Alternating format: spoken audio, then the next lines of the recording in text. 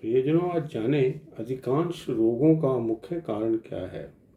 शहरों में जहाँ लोग पढ़े लिखे हैं, पर्याप्त जानकारी भी है, ऊंचे पदों पे भी हैं और उनके पास किसी भी प्रकार की सुविधा या पैसा कम नहीं है, पर फिर भी बीमारियां बढ़ रही हैं, विशेषकर जीवन शैली संबंधित यानी कि लाइफस्टाइल डिजीज। एक सिंपल साधारण कब्ज जिसको हम कॉन्स्टिपेशन से जानते हैं, वहाँ से लेके कैंसर तक के रोग अब प्राय शहरों में अधिक मिलने लगे हैं।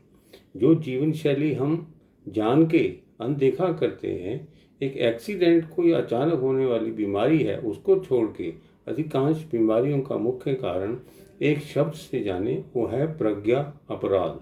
प्रज्ञा का मतलब होता है बुद्धिमत्ता, विजडम। जब हम जान के अपराध करते हैं तो उसको हम बोलते हैं क्राइम अगेंस्ट विजडम। यानी कि यदि हम जानते हैं कि हमारा शरीर का भार बढ़ रहा है, किन कारणों से बढ़ रहा है, क्या खाने से बढ़ रहा है, या हम व्यायाम नहीं कर रहे हैं उससे बढ़ रहा है, या हमारी सुस्ती है, हमारी दिनचर्या खराब हो चुकी है, इसको देख के भी हम अनदेखा करते हैं, उसको हम प्रज्ञा अपराध से जानते हैं।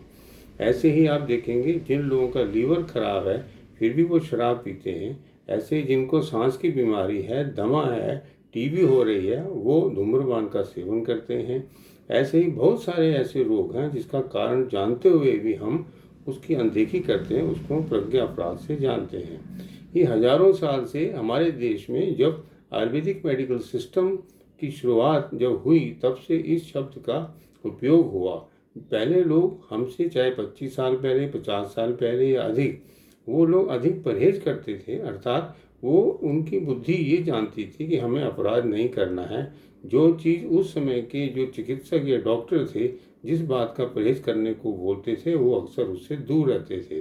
और वो चाहे गरीब भी होता था, वो जल्दी अपने आप को रोग मुक्त हो जाता था। पर आज क्या है, चाहे हम शहरों में रहे हैं, हमें सुविधाएं बहुत हैं, world of the state order के जो हॉस्पिटल्स हैं वो शहरों में हैं, कस्बों में हैं, यहाँ तक कि गाँव तक पहुँच रहे हैं। पर क्या हमारा स्वास्थ्य ठीक है? जबकि हमारा स्वास्थ्य ठीक होना चाहिए, हमें कम से कम अस्पताल जाने की और कम से कम डॉक्टर से संपर्क करने की, कम से कम दवाई खाने की जरूरत पड़े। तो ध्यान रहे, प्रज्ञा अपराध से हमें बचना है। इस प्रकार का कोई अपराध जान के बूझ के नहीं करना है, जिससे हमें रोगी हों और हम बहुत सारे लक्षणों से एक प्रकार से प्रभावित हों। ध्यान रहे, रोग मुक्त होने का एक ही तरीका है कि प्रज्ञा अपराध ना किया जाए। धन्यवाद।